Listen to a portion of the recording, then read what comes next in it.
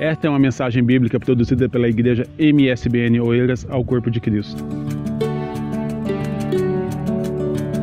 Meus irmãos, a paz do Senhor. Felizes com Jesus? Graças a Deus. Segunda carta de Paulo aos Coríntios, capítulo de número 1. Você que pode abrir a sua Bíblia. Segunda carta de Paulo aos Coríntios, capítulo de número 1. Paulo escreveu, nós temos conhecimento de duas cartas à igreja de Coríntios, mas é certo que ele escreveu pelo menos 3. Porque quando nós lemos em 1 Coríntios capítulo 5, ele diz, já vos escrevi anteriormente por carta, ou seja, alguma carta desviou, nós não chegamos a conhecê-la. Mas na nossa segunda carta de Paulo aos Coríntios, Paulo faz uma defesa do Evangelho. A igreja em Corinto, no capítulo 1 da primeira carta, nós não vamos ler, só fazer uma rápida análise, era uma igreja rica. Paulo fala que era uma igreja rica, era uma igreja que tinha os 9 dons, nenhum dom faltava à igreja de Corinto. Porém, não estava a ser usado de acordo com o que as Escrituras exigem que se use os dons espirituais. E Paulo escreve a primeira carta aos Coríntios para colocar em ordem tudo que poderia ser feito durante o culto. E ele escreve sobre vários assuntos. Havia em Coríntios todos os dons espirituais, mas havia pessoas a viver de forma desordenada. Nós vemos que havia até um rapaz que dormia com a mulher do pai. O pai deve ter ficado viúvo e casou com uma mulher talvez nova, e o filho estava a cometer esse adultério, fornicação, melhor dizendo, com a mulher do pai. E Paulo escreve nesse sentido para dizer, para ser disciplinado, para ser excluído. Depois Paulo instrui sobre casamento, se convém casar, se não convém casar, como é que é. A primeira carta de Paulo aos Coríntios, tudo sobre isso. Depois vai mais para frente, fala sobre os dons ministeriais, no capítulo 12, propriamente dito. Depois, no capítulo 13, todos nós conhecemos, que é o hino ao amor. Quem não conhece o capítulo 13 da primeira carta de Paulo aos Coríntios, né? O amor é benigno, sofredor. Pronto. Capítulo 14, ele fala sobre os dons espirituais, pondo em ordem os dons espirituais, porque o objetivo de Paulo era que da igreja houvesse decência, ordem e decência, e assim que ele termina esse capítulo 14, capítulo 15 da primeira carta, ele põe em ordem sobre a ressurreição, fala sobre a ressurreição de Cristo, vai até o versículo, parece-me que salvo erro, 58, por aí, e ele põe em ordem sobre ressurreição, porque havia na igreja pessoas que se criam na ressurreição, outros que não criam na ressurreição. Havia ressurreição, não havia ressurreição. E o capítulo 15 é fantástico sobre isso, para você ler em casa. Capítulo 16 ele fala sobre a coleta para a igreja. E entra a segunda carta, capítulo 1, ele vai defender o seu ministério. Toda a segunda carta de Paulo ele defende o seu ministério, porque havia pessoas na igreja de Corinto que não aceitavam o apostolado de Paulo. Porque hoje, eu não sei como algumas pessoas estão aí na frente de igrejas, se denominam apóstolo. Não existe ministério apostólico. Para se ser apóstolo, já naquele tempo, era necessário ter visto Jesus, ter andado com Jesus, visto a crucificação e ressurreição de Jesus. Isso nós encontramos em Atos capítulo 1 ou 2, salvo erro, quando vai escolher alguém para substituir Judas Iscariotes. Lembra do Judas Iscariotes que traiu Jesus? Ele precisava ser escolhido. Então, vamos escolher alguém que tenha visto o Senhor, que tenha presenciado a sua morte e a ressurreição. E Paulo não tinha presenciado nada disso. Nós vemos que Paulo só foi convertido depois que Jesus foi assunto aos céus. E, entretanto, a igreja de Corinto estava a rejeitar o apostolado dele. Estava pondo em xeque. Alguns, como sempre tem, os do contra. Diz que toda unanimidade é burra, não é? Mas na igreja nós temos que ser unânimes. Tem que haver unidade entre nós. Paulo mesmo fala assim, olha irmãos, tende o mesmo pensamento, concordar em tudo. Em Efésios 4 e 8 ele fala, se algum louvor, se alguma coisa boa, se alguma coisa que pode ser louvável, nisso pensai, que haja unidade. Mas voltando, e a igreja de Corinto, algumas pessoas estavam a criticar o ministério de Paulo. Paulo não pode ser apóstolo, porque ele não andou com Jesus. Agora imagina outros hoje que auto-intitulam-se apóstolos, não é? E Paulo, você nunca vai ver na Bíblia, ele escreveu, dos 27 livros do Novo Testamento, ele escreveu 13 cartas, você nunca vai ver Paulo dirigindo a igreja. pastoreando igreja. Paulo abria igrejas e colocava lá os rapazes para pastorear. Deixou em Éfeso Timóteo, deixou em Creta Tito e outros tantos. Mas ele estava já na Macedônia e ele recebe alguém para dizer para ele que a igreja de Corinto estava a questionar o apostolado. Aí ele escreve essa carta. Eu quero ler com vocês o capítulo 1, versículo 3 até o versículo 11. Paulo começa assim: Bendito seja o Deus e Pai de nosso Senhor Jesus Cristo, o Pai das misericórdias e o Deus de toda consolação, que nos consola em toda a nossa tribulação, para que possamos consolar os que estiverem em alguma tribulação, com a consolação com que nós mesmos somos consolados de Deus. Porque como as aflições de Cristo abundam em nós, assim também a nossa consolação abunda por meio de Cristo. Mas se somos atribulados, é para a vossa consolação e salvação. Ou, se somos consolados, para a vossa consolação é a qual opera, suportando com paciência as mesmas aflições que nós também padecemos.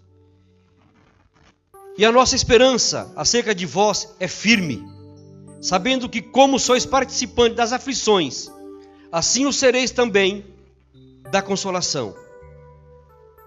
Porque não queremos, irmãos, que ignoreis a tribulação que nos sobreveio na Ásia, pois fomos sobremaneira agravados, mais do que podíamos suportar, de modo tal que até da vida desesperamos.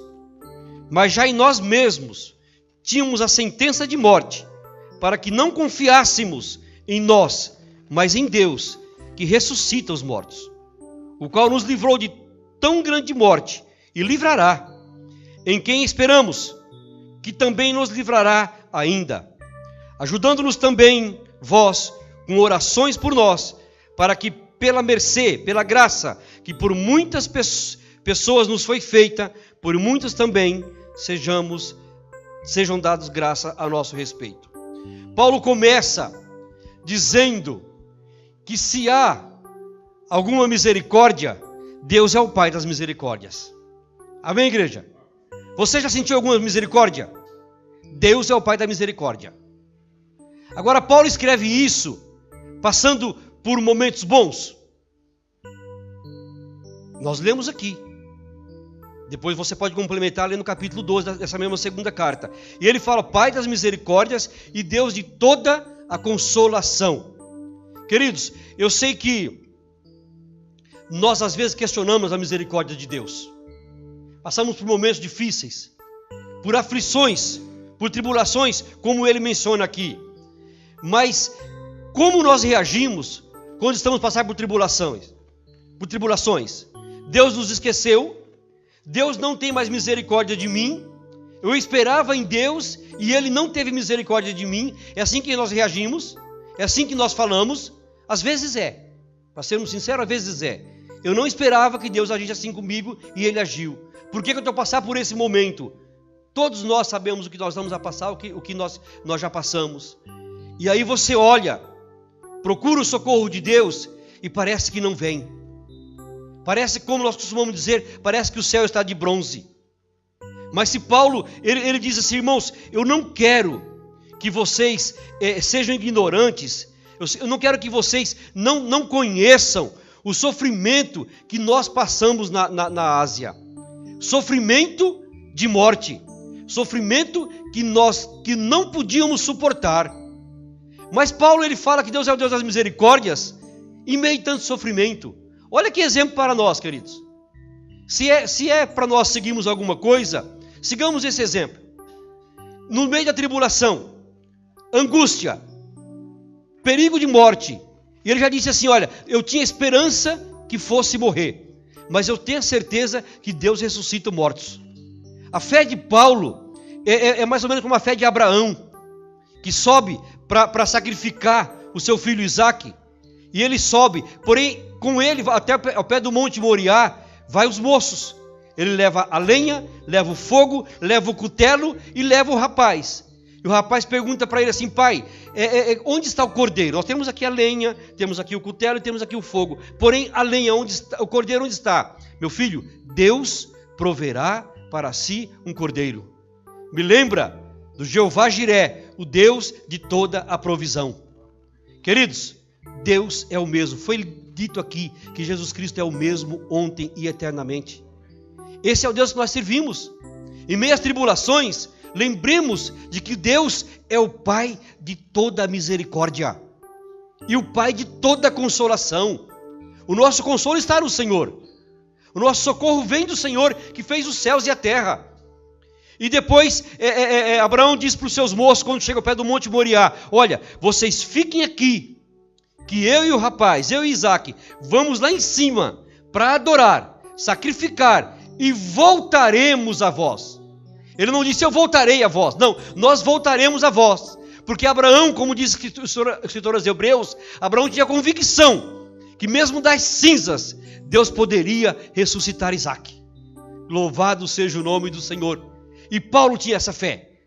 Paulo podia, como ele falava assim: irmãos, me imitem, como eu imito a Cristo. Ele podia falar assim: olha, tenha fé, como eu estou tendo a fé, a mesma fé que Abraão teve. Irmãos, então isso nos leva a crer que nós devemos imitar os grandes heróis da fé. Imitar a fé dos homens que estão sobre nós, no nosso ministério, imitar a fé desses homens. Eu às vezes vejo assim, nós vamos fazer aqui, o pastor falava, vamos fazer aqui uma sala, vamos aumentar a sala das crianças, porque vai ficar pequeno, tendo 3 crianças, mas peraí, não tem umas crianças. De repente, realmente, já com 11, 12, está pequena a sala. Fé. Fé é o que, gente? Convicção daquilo que nós não vemos, mas a certeza que aquilo vem. Trazido do nosso linguajar é mesmo assim, a tradução popular. Nós não vemos, mas temos a convicção que vem. Então Abraão tinha essa fé, e Paulo tinha essa fé, que mesmo que nas tribulações, nas provações, mesmo que ele fosse morto, Deus poderia ressuscitá-lo. Agora o que eu quero focar aqui mesmo, irmãos, é que, veja bem, ele fala assim: irmãos, para que nós sofremos? Para que nós somos atribulados? Para, através da nossa tribulação, nós consolarmos aos que são atribulados. Nós sofremos para consolarmos os que sofrem.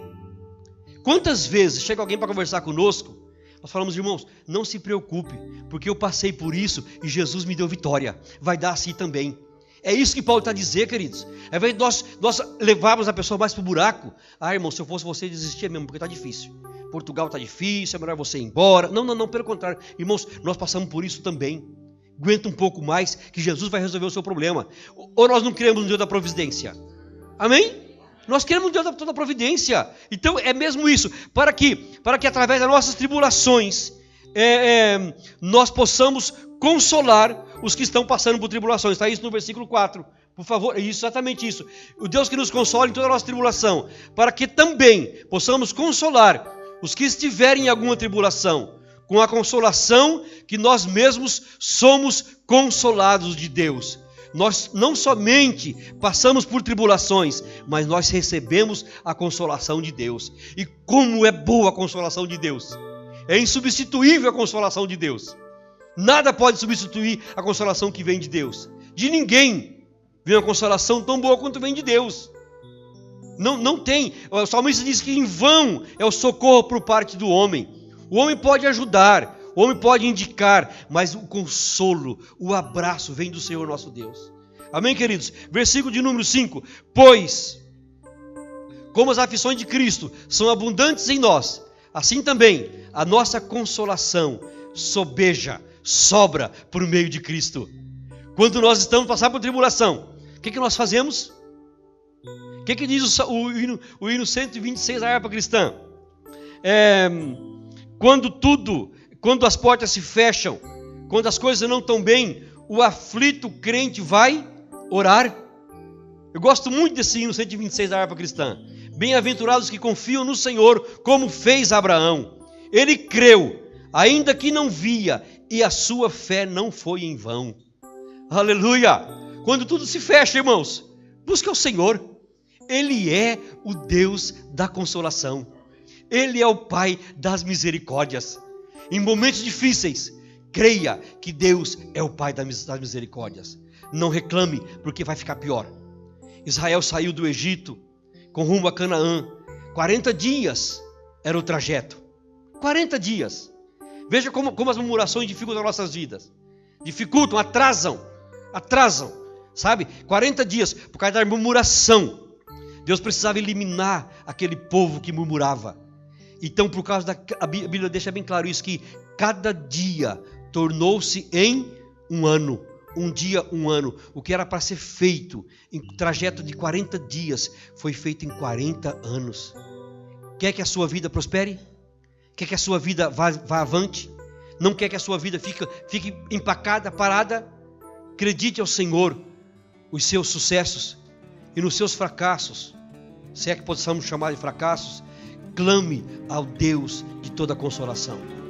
Creia que o nosso Deus é o Pai das misericórdias. Que Deus nos abençoe em Cristo Jesus. Essa foi uma mensagem bíblica produzida pela Igreja MSBN Oeiras para o Corpo de Cristo. Siga nas nossas redes sociais, Facebook e Instagram. E também subscreva o podcast e o nosso canal no YouTube.